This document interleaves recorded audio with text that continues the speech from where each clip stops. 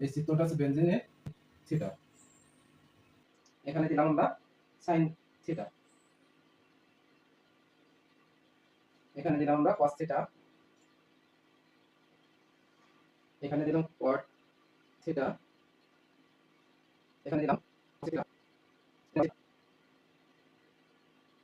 আর এখানে দেব tan theta.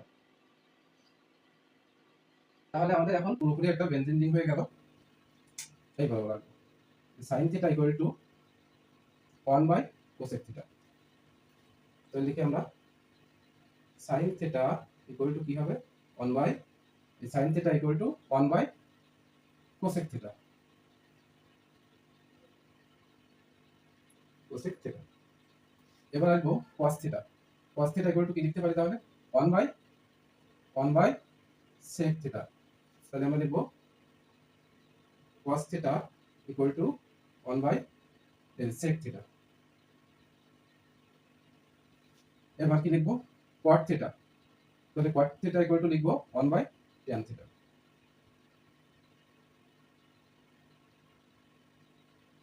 এই তিনটে হয়ে গেল। এবার তিনটে বিপরীতভাবে লিখতে পারি আমরা। এবার লিখতে পারি যে তাহলে cosec থিটা ইকুয়াল টু কি হবে এর বিপরীত 1 বাই sin থিটা। এরপর লিখতে পারি কি sec theta equal to 1 by cos theta.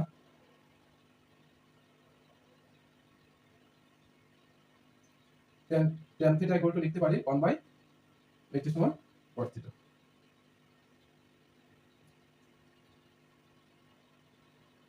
এটা হয়ে গেল আমরা জানলাম। এরপরে আমরা দেখব যে সূত্রগুলো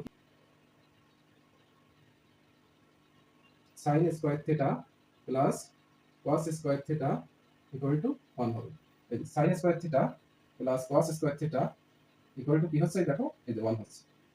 এবার কি লিখতে পারি এটা বাদ দিয়ে দিই। এবার আছে দেখো এই যে 1 plus cot square theta equal to কি হবে এই যে cosec স্কয়ার থিটা এটা হবে। তাহলে আমরা লিখতে পারি কি 1 plus cot square theta equal two cosec square theta এটা হলো। এবার এটা আমরা বাদ দিই tan square theta plus 1 equal to কি হবে এই দুটো মিলে হচ্ছে এই যে sec স্কয়ার থিটা।